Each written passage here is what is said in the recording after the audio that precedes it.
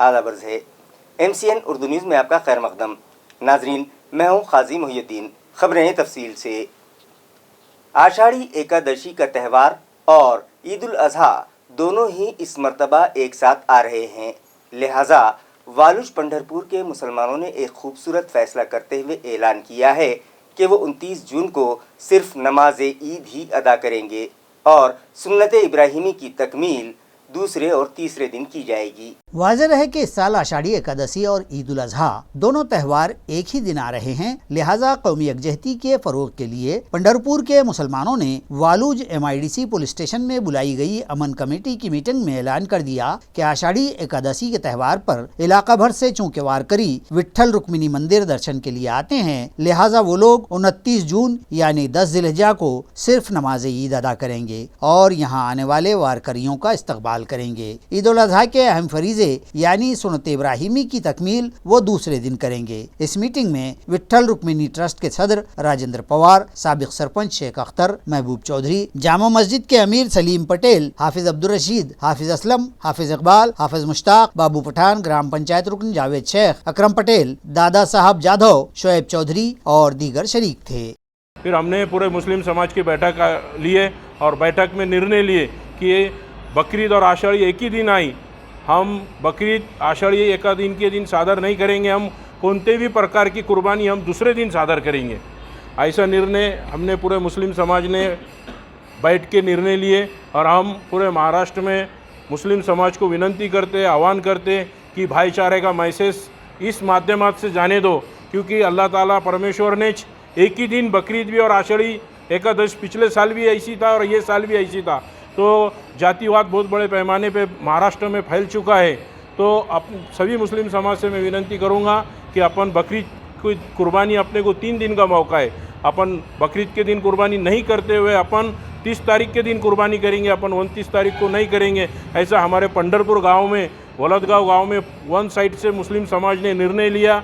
या शहराचे पोलीस आयुक्त श्री मनोज लोहिया सरांनी विनंती केली होती की मुस्लिम बांधवाने बकरी ईद आणि आषाढी एकादश एकाच दिवशी येत असल्याने बकरीच्या दिवशी देणारी जी पवित्र कुर्बानी आहे ते आषाढी एकादशीच्या ऐवजी पुढील 2 दिवसात घ्यावी। त्या अनुषंगाने पंढरपूर परिसरातील सर्व मुस्लिम बांधव आणि मुस्लिम धर्मगुरू यांची आम्ही मंदिर ट्रस्टच्या वतीने बैठक घेतली। त्यात अतिशय मुस्लिम बांधवांनी मोठा मन दाखवून बकरी ईद आषाढी एकादशीच्या दिवशी साजरी न करता पुढील येत्या 2 दिवसात साजरी करायची आणि उद्या शुक्रवारचा नमाज आहे, त्या सर्व मौलाना आणि धर्मगुरू हे आपापल्या मस्जिदमध्ये सर्व मुस्लिम बांधवांना त्याचं आवाहन करतील आणि एक सुंदर औरंगाबाद शहराच्या संवेदनशील शहर म्हणून ओळखलं जातं। या शहरातूनच सर्व महाराष्ट्रात नाही तर भारतात एक सामाजिक सलोख्याचा अनोखा निर्णय या पंढरपूर वासियाच्या मुस्लिम बांधवांनी पोहोचवण्याचा प्रयत्न केला। त्याबद्दल मी औरंगाबाद शहर पोलिसांच्या वतीने मी सर्व मुस्लिम बांधवांचे आणि धर्मगुरूंचे शतशः आभार व्यक्त करतो। बकरीद और एकादशी के त्योहारों पर अमन व अमान की बहाली की गर्ज से फुलंब्री में भी अमन कमेटी की एक अहम मीटिंग मुनक़िद की गई। ये इजलास डिप्टी पुलिस सुपरिटेंडेंट जयदत्त भवर की सदारत में मुनक़िद हुआ, जबकि इजलास में इंस्पेक्टर रविंद्र निकालजे व साबिक सभापति जफर चिश्ती की खुसूसी मौजूदगी थी। वाज़ेह हो कि आइंदा 29 तारीख को आषाढ़ी एकादशी और बकरीद के त्योहारों के मौके पर तमाम शहरियान व बिरादरान वतन ये त्यौहार इंतहाई अमन व यकजहती और हमाहंगी से पुरअमन तरीके से मनाएं। इन त्योहारों के मौके पर मुनक़िद किए जा रहे प्रोग्राम व तकरीबात की पेशगी इत्तला पुलिस को दें और इजाज़त हासिल करें। इसी तरह अगर कहीं इजाफी बंदोबस्त की जरूरत हो तो फुलंब्री पुलिस थाना से 2 रोज के अंदर राब्ता करें और आने वाले हर 2 त्यौहार निहायत पुरअमन तरीके से मनाए जाएं। इस तरह की हिदायत deputy police superintendent Jaydatt Bhavar ने इस मीटिंग में दी हैं। बारिश की आमद में देरी और मुतवक्के क़हत साली के सबब अनाज की ज़ख़ीरा अंदोज़ी करने और उसकी कालाबाजारी करने वालों के खिलाफ सख्त कार्रवाई की जाए, इस तरह के अहकामात ज़िला कलेक्टर आस्तिक कुमार पांडे ने मुतल्लिक़ा इंतज़ामिया को दिए हैं। वाज़ेह हो कि इमसाल मानसून की आमद में ताख़ीर हो रही है और जून का महीना करीबुल ख़त्म है तो भी बारिश नहीं हुई है, जिसके सबब बोयाई व तुख्म रेजी में ताख़ीर हो गई है और इलाके में फिर से कहत साली के आसार को देखते हुए तुअर, उड़द, गेहूँ और दीगर अजनास व गल्ले की ज़ख़ीरा अंदोज़ी भी मुतवक्को है। लेकिन ऐसे ज़ख़ीरा अंदोज़ों के खिलाफ और इस सूरत हाल के तदारुक के लिए नया हुक्मनामा जारी कर दिया गया है। अब दिए गए टारगेट के मुताबिक ही अजनास व गल्ले की फरोख्त की जा सकेगी और कहीं भी काला बाजारी होती अगर दिखाई देती है या काला बाजारी का पता चलता है तो कानून के मुताबिक मज़कूरा मुलज़िमीन पर सख्त कार्रवाई की जाए। इस तरह के वाज़े अहकाम जिला कलेक्टर आस्तिक कुमार पांडे ने दिए हैं। यह अहकाम पाबंदी उड़द की फरोख्त पर 30 अक्टूबर तक, गेहूं की फरोख्त पर 31 मार्च 2024 तक नाफिज रहेगी। इस तरह का हुक्मनामा मरकजी हुकूमत ने 2 और 12 जून को जारी किया है। इस तरह की मालूमात जिले के शोबे सप्लाई की जानिब से दी गई है। हमारे शहर को इंदौर सिटी से भी ज़्यादा साफ सुथरा बनाने का अज़्म करें। कॉन्ट्रैक्ट तर्ज के सफाई मुलाजमीन को अगर तनख्वाह नहीं होती है तो अफसरान को भी तनख्वाह नहीं होगी। ये वाज़ेह बयान म्यूनिसिपल एडमिनिस्ट्रेटर जी श्रीकांत ने दिया है। म्यूनिसिपल एडमिनिस्ट्रेटर ने हम होंगे कामयाब इस स्लोगन के साथ ये हिदायत और इंतबाह दिए हैं। उन्होंने पुराज़म लहजे में कहा कि हम अपने शहर को इंदौर ही क्या, इंदौर से भी साफ़ सुथरा और ख़ूबसूरत बना सकते हैं, लेकिन इसके लिए अव्वलीन तौर पर हमें 100% कचरे की दर्जाबंदी यानी अलहदा करने के सिवाय कोई दूसरा चाराकार नहीं है और 1 सितंबर से शहर का कचरा दर्जाबंदी के मुताबिक सूखा और गीला अलग अलग करके नहीं लाया गया तो वो मुलाजिमीन को तनख्वाह नहीं देंगे। इस तरह का अल्टीमेटम भी एडमिनिस्ट्रेटर ने दिया है। आया रहे कि इसी माह 12 व 13 जून को घन कचरा इंतजामिया के शोबे के चीफ सोमनाथ जाधव की क़ियादत में मुख्तलिफ वार्ड अफसरान, सफाई इंस्पेक्टरों और जवानों पर मुश्तमल एक वफद इंदौर के जायजाती दौरे पर भिजवाया गया था। इस दौरे से वापसी के बाद शहर में मौलाना अबुल कलाम आज़ाद रिसर्च सेंटर पर इस जायजाती दौरे के तासुरात और हुसूल जायजा की जानकारी के लिए एडमिनिस्ट्रेटर ने एक इजलास मुनक़िद करवाया था, जिसमें सोमनाथ जाधव ने इंदौर पैटर्न को पावर पॉइंट प्रेजेंटेशन के जरिए पेश किया। इसी तरह दीगर शामिलीन वफद अफसरान ने भी अपने तासुरात पेश किए। बाद अज़ां एडमिनिस्ट्रेटर ने मुतादिद हिदायत के साथ कई इंतबाह भी दिए हैं। हम होंगे कामयाब, हम होंगे कामयाब, हम होंगे कामयाब। उर्दू जर्नलिस्ट एसोसिएशन औरंगाबाद की जानिब से महाराष्ट्र वक्फ बोर्ड के CEO MB तहसीलदार का इस्तकबाल किया गया।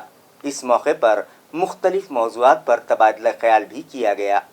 वाज़ेह रहे कि महाराष्ट्र वक्फ बोर्ड के चीफ एग्जीक्यूटिव ऑफिसर ओहदे पर हुकूमत महाराष्ट्र ने माइनॉरिटी डिपार्टमेंट के डिप्टी सेक्रेटरी MB तहसीलदार को नामजद किया है। अपने ओहदे का चार्ज हासिल करने के बाद उन्होंने वक्फ प्रॉपर्टीज के तहफ़्फ़ुज़ और बोर्ड की आमदनी में इजाफे के लिए जो काम किए हैं वो काबिल तारीफ हैं। लिहाजा आज उर्दू जर्नलिस्ट एसोसिएशन औरंगाबाद की जानिब से उनका इस्तकबाल किया गया। इस मौके पर रोज़नामा औरंगाबाद टाइम्स के chief editor Shoaib Khusro, managing editor Shakeeb Khusro और रोज़नामा हिंदुस्तान के एडिटर नायाब अंसारी, रोज़नामा अल जज़ीरा के चीफ एडिटर व एसोसिएशन के legal adviser advocate Nawab Patel, MCN Urdu news के एडिटर काजी मोहिउद्दीन, रोज़नामा एशिया के नुमाइंदे सैयद मेहराज अली, मजहर शेख सीनियर सहाफ़ी शेख वसीम, रियाज फारूकी, ETV उर्दू के नुमाइंदे अजहरुद्दीन, न्यूज़ 18 और आज तक के नुमाइंदे असरार चिश्ती और दीगर मौजूद थे। इस मौके पर महाराष्ट्र वक्फ बोर्ड की कारकर्दगी से मुतालिक CEO MB तहसीलदार ने तफसीलात फराहम करते हुए कहा कि मुख्तलिफ मसाइल के सबब इदारे के कामों में रुकावट आती है, जिसकी सबसे बड़ी वजह स्टाफ की कमी है और उसे दूर करने के लिए ठोस कदम उठाए जा रहे हैं और जल्द ही ये मसला भी हल हो जाएगा। इसी तरह दौरे जदीद के तकाज़ों को पूरा करने के लिए इंफॉर्मेशन टेक्नोलॉजी का इस्तेमाल करते हुए हाल ही में महाराष्ट्र वक्फ बोर्ड ने अपना वेब पोर्टल बनाया है, जिसकी लॉन्चिंग भी हाल ही में रियासती वजीर आला एकनाथ शिंदे और नायब वजीर आला देवेंद्र फडणवीस के हाथों की गई है। उन्होंने कहा है कि अगर मीडिया का उन्हें ताउन मिले तो उनके लिए महाराष्ट्र वक्फ बोर्ड को मुस्तहकम बनाना और आसान हो जाएगा। हमारा काम शुरू है और जैसे बोला कि इंफॉर्मेशन टेक्नोलॉजी IT सेक्टर ने जहाँ जहाँ पे टच किया है वो सेक्टर में रिवॉल्यूशन आया है।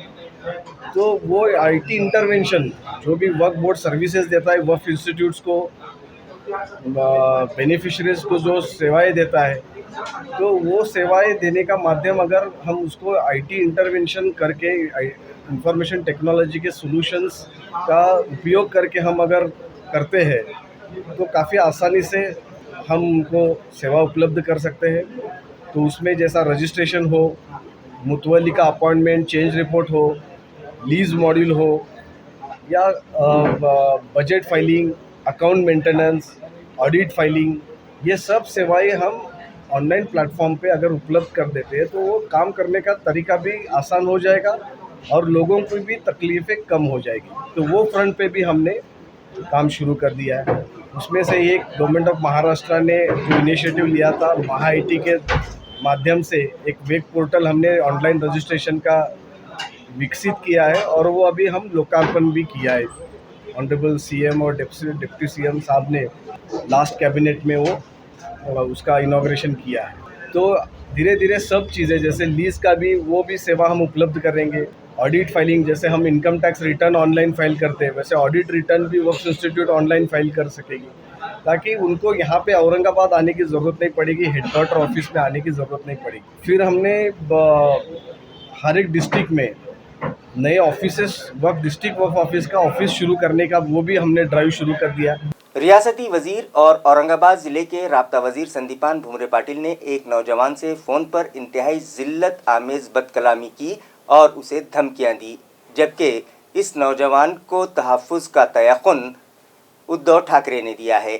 जिला औरंगाबाद के राब्ता वजीर संदीपान भुमरे ने एक नौजवान को फोन पर इंतहाई गंदी जबान में गाली गलौज करते हुए अपने ओहदे और मनसब की तो जैसे तौहीन व तजलील ही कर दी है। इन मुग़ल्लज़ात भरी गुफ्तगू का ऑडियो सोशल मीडिया पर वायरल हो रहा है। भुमरे ने ये गाली गलौज महज उनके बेटे से मुताल्लिक़ मज़कूरा शख्स की कुछ गुस्ताख बयानी के सबब की है। इस नौजवान का नाम बाबा साहब वाग बतलाया गया है। मुतासिरा इस नौजवान ने आज विधान परिषद में अपोजिशन के रहनुमा अंबादास दानवे से मुलाकात की तो उन्होंने उसकी रास्त बातचीत शिवसेना उद्धव ग्रुप के सदर साबिक वजीर आला महाराष्ट्र उद्धव ठाकरे से करवाई। उद्धव ठाकरे ने इस नौजवान को ढारस बंधाई है और कहा है कि वो बिल्कुल खौफजदा न हो, हम उसके साथ हैं और शिवसैनिक उसके साथ खड़े हैं और वो उसकी हिफाजत भी करेंगे। नौजवान का कहना है कि किसी रास्ते के काम का बिल कॉन्ट्रैक्टर ने उठा लिया है, इस तरह की उसने शिकायत की थी और उसी को बुनियाद बनाकर भुमरे ने उसके साथ गाली गलौज की है और धमकियां दी हैं। मंजूर केली ते गावात गायरान जमिनीवर आणि एक रोड आहे त्याचे मस्टर चालू होते, एक रोडचे बाकीचं चालू आहे सगळी। एका रोडचं जे तिथं मुरुमाचा खडा बी टाकला नाही, त्याचे पैसे काढणं चालू होते। म्हणून मी ते मालपाणी साहेब म्हणून त्याला फोन केला होता, त्याला बोललो मी, ते म्हणे बाप्पूचं नाव काढलं होतं मी, ते म्हणते माझ्याकडे बिल्डिंग आहे। बाप्पूला बोललो मी, काही बोललो नाही बाप्पूला, बोललो बाप्पू पैसे खावले असं मी बोललो होतो। त्याने सकाळी कॉल करून मला डायरेक्ट शिवायच दिले, जीवत मारून टाकतो म्हणून, घरी येऊन मारतो म्हणून भुमरे साहेबांनी काल सकाळी। पोलिसांकडे गेला होता का? हो गेलो होतो। तुमच्या विरोधात काही तक्रार झालेली आहे का? हो झालेली कारवाई। काय तक्रार झालेली, कोणी केली, कोण फिर्यादी त्याच्यामध्ये? ते उपसरपंच आहे भाजपचे आणि शिवसेनेचे त्याचे कार्यकर्ते दादाराव वाघ। तुम्ही तक्रार द्यायला गेले होते?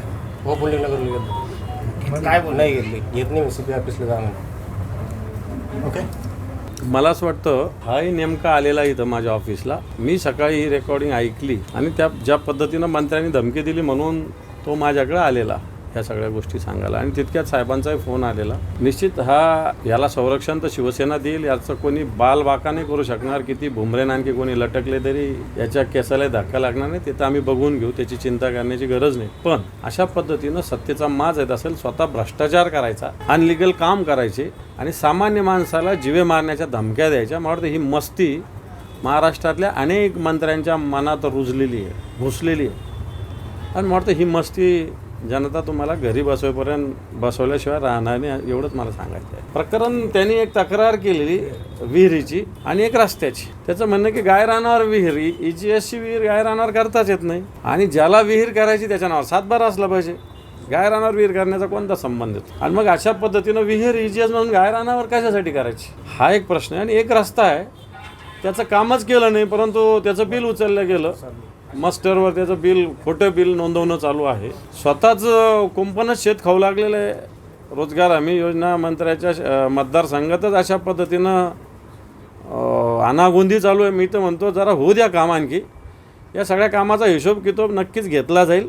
जनतेला अशा पद्धतीनं धमक्या देणं, जिवे मारण्याच्या धमक्या देणं, कायदा हातात घेण्याचा प्रकार जर राज्याचे कॅबिनेट मंत्री करत असतील, जिल्ह्याचे पालकमंत्री करत असतील, तर जनतेनं न्याय कोणाकडे मागायचा?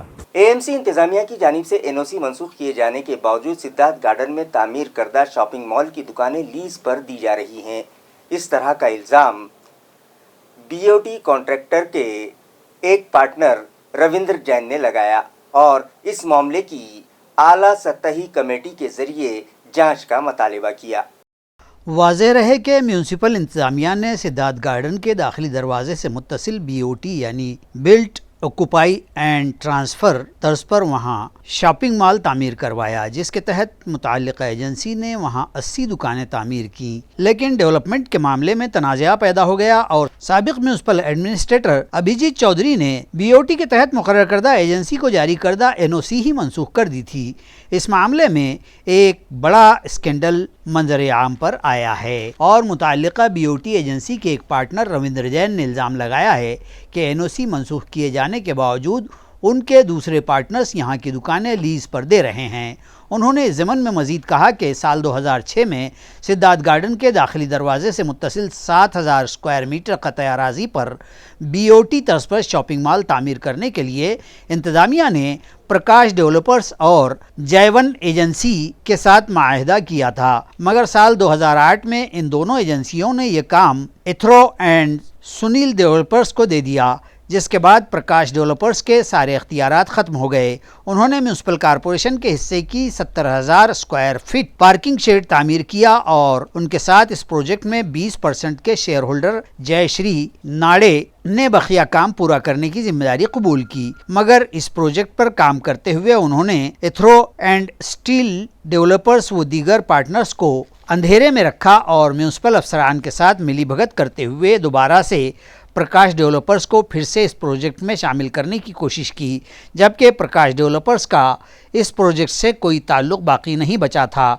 मगर म्यूनसिपल अफसरान ने प्रकाश डेवलपर्स और इथरो एंड सुनील डेवलपर्स को एनओसी दे डाली और फिर पीआर कार्ड पर डेवलपर्स के नाम का इंदराज कर लिया गया. जब यह बात इंतज़ामिया की नज़र में आई तो इंतज़ामिया ने मुताल्लिक़ा अफराद के ख़िलाफ़ मुकदमा दर्ज करने का फ़ैसला किया, मगर आज तक केस दर्ज नहीं करवाया गया. ये इल्ज़ाम भी जैन ने लगाया है और कहा कि वो इस मामले की शिकायत पुलिस महकमे में दर्ज करवाएंगे. जबकि इस मामले में deputy municipal commissioner Aparna Thete ने मीडिया को बतलाया कि सिद्धार्थ गार्डन कॉम्प्लेक्स में 80 दुकानों का तामीरी काम मुकम्मल हो चुका है. इन दुकानों से इंतज़ामिया को 5 रुपये स्क्वायर मीटर के हिसाब से आमदनी होगी, मगर एएमसी इंतज़ामिया को आमदनी नहीं हुई, जिसके सबब म्यूनसिपल कॉरपोरेशन का माली नुकसान हो रहा है. डेवलपर्स के दरमियान जारी तनाज़े के पेश नज़र इंतज़ामिया ने बार बार उनकी हियरिंग ली. कुछ दिन कबल हुई समाअत के दौरान दोनों ही डेवलपर्स को रिटर्न से दाखिल करने की हिदायत दी गई. इथरो एंड सुनील डेवलपर्स ने माहिदे के मुताबिक मुकर्ररा मियाद में काम मुकम्मल नहीं किया, जिसकी वजह से म्यूनसिपल कॉरपोरेशन की जानिब से आयद करदा 60 लाख रुपये जुर्माना अदा करके तरमीम शुदा परमिशन असल गुत्तेदार ने हासिल की और अब जब काम मुकम्मल हो गया तो तनाज़ा खड़ा किया जा रहा है और फिलहाल ये मामला अदालत में ज़ेर समाअत है. इस तरह का खुलासा जयश्री नाड़े और उनके पार्टनर प्रकाश डेवलपर्स की जानिब से किया गया है. नमस्कार, मी रवींद्र बाबूलाल जैन, भागीदार अथर्व सुनील डेव्हलपर्स. आमचं एक प्रोजेक्ट चालू आहे सिद्धार्थ उद्यान येथे. आम्ही हा प्रोजेक्ट जो आहे महानगरपालिका संभाजीनगर औरंगाबाद यांच्याकडून घेतलेला आहे आणि हा प्रोजेक्ट आम्ही 2008ला असाइनमेंट डीड करून घेतलेला आहे श्री प्रकाश डेव्हलपर अँड जेबीकडून. त्याच्यानंतर आम्ही त्या प्रोजेक्टमध्ये महानगरपालिकेचं जे सेगमेंट आहे पार्किंग हे विकसित करून त्यांना हँडओव्हर केली. त्याचं त्यांना उत्पन्न पण सुरू झालं. आम्ही त्याच्यात 80 गाळे बांधले आणि 80 गाळे बांधून ती प्रोजेक्ट आता पूर्णत्वाच्या स्थितीमध्ये आहे. पण मधामध्ये त्यांनी विक्रीसाठी एक एनओसी इश्यू केली होती. त्याच्यात अथर्व सुनील्सला ती एनओसी इश्यू व्हायला पाहिजे होती, त्याच्यामुळे ते आम्हाला ॲब्सोल्युटली विकता आले असते. पण त्यांनी ती श्रीप्रकाश अँड जेवी जी जुनी डेव्हलपमेंटसाठी घेतलेली जी भागीदारी संस्था होती त्यांच्याकडून ज्यांनी आम्ही प्रोजेक्ट घेतलेला आहे त्यांच्या नावाने ती इश्यू केली आणि त्याच्यात श्री जयश्री नाडे हे त्याच्यामध्ये जुने पार्टनर होते आणि ते पार्टनर आमच्यामध्ये पण आहेत. तर त्यांनी ते श्रीप्रकाशचं अस्तित्व जिवंत करून त्याच्यात काही गाळे इलिगलरित्यानं लोकांना विकलेले आहे. त्याच्यामुळे आज 40 कोटी रुपयाचा आमचा जो प्रोजेक्ट आहे तो अटकलेला आहे. आम्ही वारंवार ही स्थिती जी आहे महानगरपालिकेला सांगितली, पण काही संबंधित अधिकारी ह्या गैरव्यवहारावर इन्व्हॉल्व आहे आणि ते त्यांना पुढे करत आहे.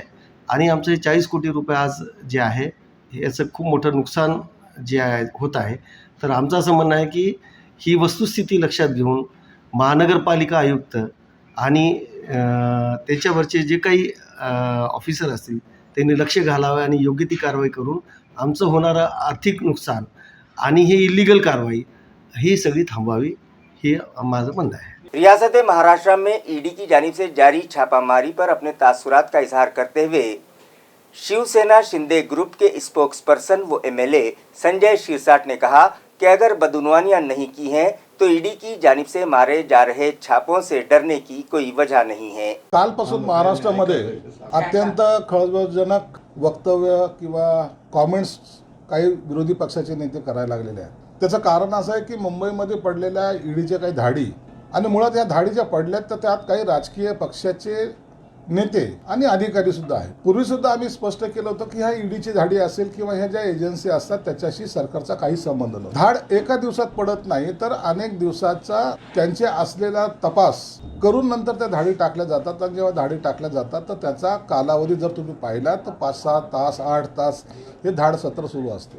परंतु विरोधी पक्षाच्या लोकांना असं वाटतं की ह्या धाडी आम्ही जाणून बुजून टाकले की काय. आमचा तसा कोणताही हेतूही नव्हता. परंतु कोविडच्या काळामध्ये ज्या लोकांनी खऱ्या अर्थाने इतका मोठ्या प्रमाणात भ्रष्टाचार जर केलाच असेल तर त्यांना त्याची भीती निश्चित वाटली पाहिजे. जर केला नसेल मग ईडी असो का कोणतीही एजन्सी असो त्यांना घाबरायचं काहीही कारण नाही. एकदा तुमच्यावर आरोप झाल्यानंतर तुम्ही इतरांवर जे आरोप करायला लागलेत, संजय राऊत सारखा माणूस पुन्हा एकदा सांगायला लागला की टार्गेट कुणाला करायचं, तर मग त्यांनी वेगवेगळे बेछूट असे आरोप सुरू केलेले आहेत. मुख्यमंत्री एकनाथ शिंदेंच्या मुलाचा त्याच्यात सहभाग वगैरे आहे असे आरोप करून खळबळ माजू शकता, परंतु ते सिद्ध करू शकत नाही. कारण अख्ख्या महाराष्ट्राला माहिती आहे, आमच्यासारख्या आमदारांना सुद्धा त्या कोविडच्या काळामध्ये कोणी साथ दिली नाही. परंतु शिंदे साहेबांनी त्या टायमाला ते मुख्यमंत्री नव्हते, परंतु त्यांनी सुद्धा आम्हाला सुद्धा इथे या ठिकाणी अनेक रसद त्यांनी पुरवली, ज्याच्यामुळे आम्ही कोविडच्या टायमाला ज्यांना अन्नधान्य मिळत नव्हतं किंवा ज्यांना लसी मिळत नव्हत्या त्यांनी त्यांच्याकडून घेऊन आम्ही आमच्या शहरात सुद्धा वाटले. ठाण्यामधली परिस्थिती जर पाहाल तर तुम्हाला सुद्धा त्या लक्षात येईल की अनेकांना दिवस रात्र मेहनत करून त्या माणसांनी त्यांचा सेवा करायचा प्रयत्न केलेला आहे. स्वतः त्यांना 2 वेळा कोविड झाला. आणि असे बेछूट जे आरोप केलेले आहेत त्या आरोपाला काही तथ्य नाही, एवढंच या माध्यमातून आपल्याला सांगायचं होतं. ईडीची धाडी जे पडतायत तर जे काही आरोपी आहेत किंवा ज्यांना त्यांना वाटतं की यांना आरोपी बनवलं पाहिजे किंवा यांच्याकडे जंगम मालमत्ता आहे अशावर धाडी पडतात. याच्यापासून कोणी सुटलेलं नाही. ह्या धाडी एखाद्या राजकीय पक्षाने सांगितल्यात म्हणून पडतात असं कोणताही गैरसमज करून घेऊ देत का. अनेक लोकांवर ईडीच्या चौकशा झाल्यात. शरद पवार साहेबाला सुद्धा नोटीस दिली होती, अजितदादाला दिली होती, राज ठाकरेंना दिली होती. काय झालं त्यांचं? परंतु तुम्ही आता आता जयंत पाटील यांनी ईडीच्या कार्यालयात जाऊन आले, म्हणून ईडीची नोटीस आल्यावर तुम्हाला घाबरायचं कारण काय? जर तुम्ही काही केलं नसेल, जसं अनेक नेत्यांनी सांगितलं होय आम्ही ईडीची नोटीस आली आम्हाला जावं लागेल, आम्ही आमचं स्पष्टीकरण देऊ, आणि त्यांनी दिलंय ते. परंतु तुम्हाला भीती या गोष्टीची वाटते की तुमचा त्याच्यामध्ये काहीतरी काळं तुम्ही केलंय आणि आता आपलं भांडं उघडं पडणार आहे, लोकांना ते कळणार आहे, या भीतीपोटी तुम्ही असे आरोप करतायत.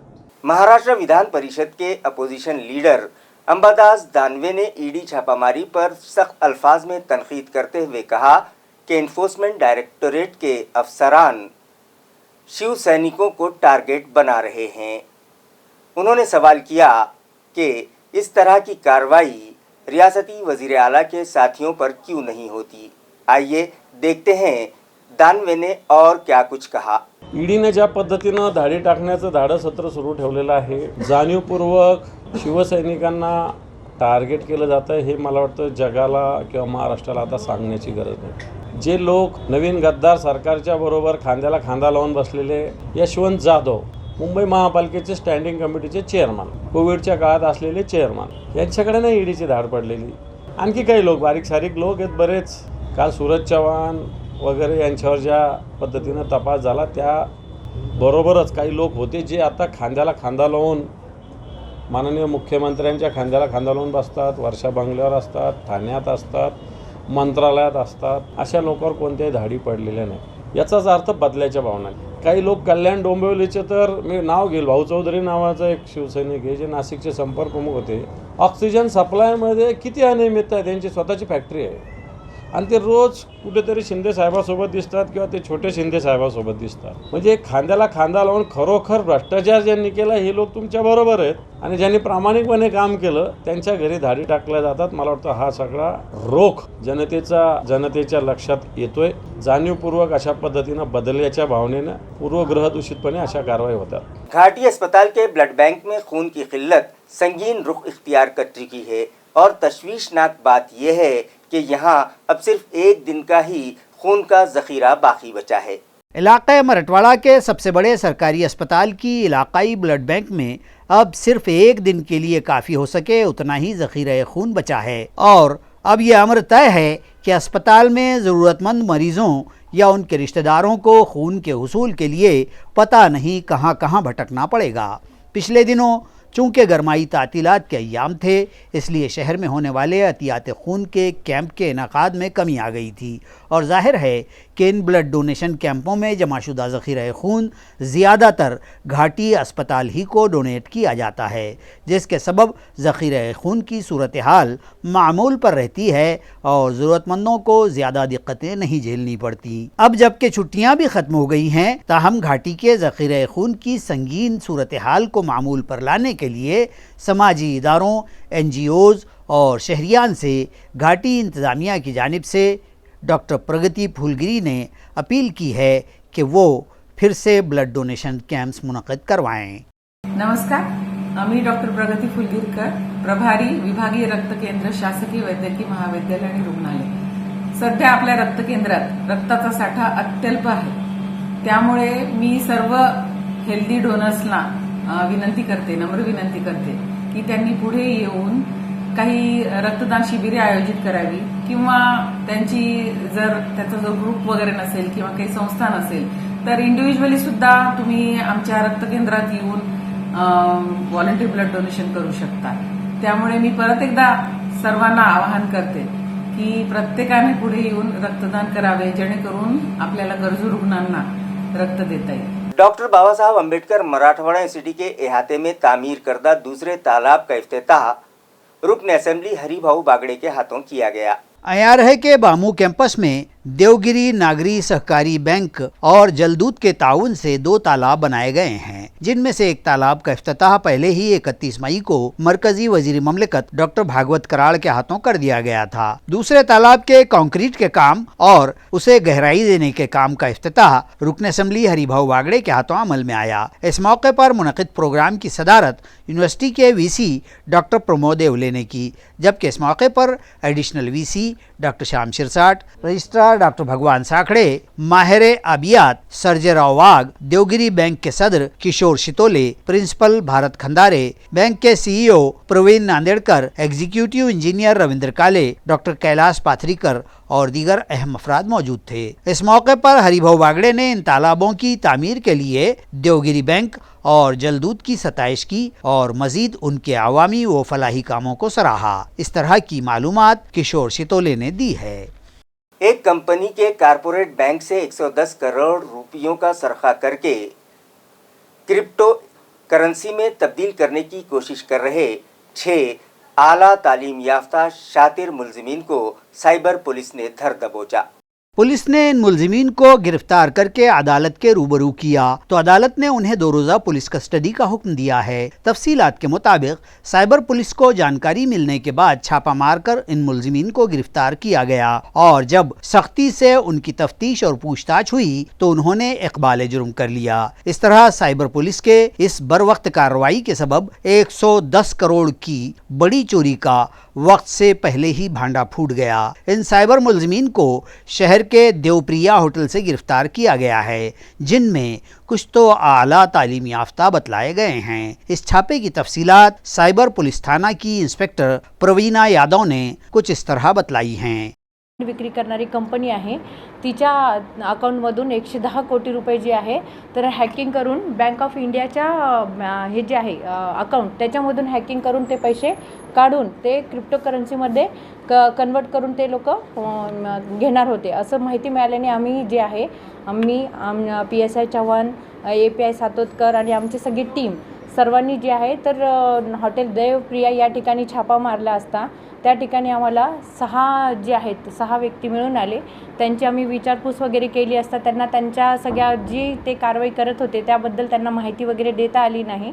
मग त्यांना आम्ही ताब्यात घेतल्यानंतर त्यांच्याकडून 6 मोबाईल आम्ही जप्त केले, 2 लॅपटॉप आम्ही जप्त केले आणि त्यांच्याकडे जे आहे तर त्यांच्या मोबाईलमध्ये लॅपटॉपमध्ये हा डाटा मिळून आला की त्यांची जी आहे स्टार रे जी इंटरनॅशनल कंपनी आहे डायमंड विक्री करण्याची तर त्या त्या अकाउंटचं युजर ID आणि पासवर्ड त्यांच्याकडे मिळून आलेले आहे आणि यासोबतच इतर आणखी 20 असे कॉर्पोरेट बँका किंवा कॉर्पोरेट सेक्टरचे जे आहेत कंपन्याज वगैरे त्यांची सुद्धा युजर ID आणि पासवर्ड त्यांच्याकडे मिळून आलेले आहेत आणि ते ह्या जे आहेत बँक ऑफ इंडिया यांच्या अकाउंटमधून ते हॅक करून ते 110 कोटी रुपये त्यांना हस्तांतरित करून घेणार होते हॅकिंग करून आणि त्याची क्रिप्टोकरन्सीमध्ये हे करून बदली करून ते स्वतःसाठी ते वापरणार होते. तर अशा पद्धतीचा प्रयत्न करताना ही टीम आम्हाला मिळून आली आणि आमच्या सर्व सायबरच्या पथकांनी त्या टीमला ताब्यात घेतलेलं आहे आणि त्यांच्यावर आम्ही गुन्हा दाखल केलेला आहे आणि पुढे आणखी त्यांचा कोणाकोणाकडे सोर्स आहे, कोणाकडून त्यांना ही माहिती मिळालेली आहे आणि बँकेचे जे लूप होल्स आहेत त्यांना कशा पद्धतीने ते हे कळालेले आहे, इतर आणखी कोणते साथीदार त्यांचे आहेत त्यांना ही कोणी माहिती प्रोवाइड केलेली, ह्या सगळ्या बाबीचा तपास आम्ही सध्या आणखी करत आहोत. महाड़ा कॉलोनी के एक घर में जारी जुआ खाने पर पुलिस ने छापा मारकर 8 जुआरियों को गिरफ्तार किया और उनके कब्जे से 1 लाख रुपयों से जायद का मालो असबाब जब्त किया. ये छापामारी पुलिस की इंसदादे जरायम शाख ने अंजाम दी है. पुलिस से मिली जानकारी के मुताबिक उन्हें इत्तला मिली थी कि मुकुंदवाड़ी पुलिस थाना हदूद की महाड़ा कॉलोनी के तोरनगढ़ इलाके में बालकृष्ण इंगड़े के घर में कुछ लोग जुआ खेल रहे हैं. क्राइम ब्रांच के स्क्वाड ने छापा मारा. उस वक्त यहाँ 8 अफराद मसरूफे क़िमारबाजी थे. पुलिस ने उन तमाम को हिरासत में लेकर उनकी तहवील से 1,02,000 रुपये का मुद्देमाल जब्त कर लिया है. मुलजिमीन के खिलाफ मुकुंदवाड़ी पुलिस थाना में मामला दर्ज कर लिया गया है. इसी के साथ MCN उर्दू न्यूज़ अब यहीं ख़त्म होती है. कल फिर मुलाकात होगी कुछ और ख़बरों के साथ. तब तक के लिए मैं काजी मोहिउद्दीन आपसे इजाज़त चाहता हूँ. खुदा हाफिज़.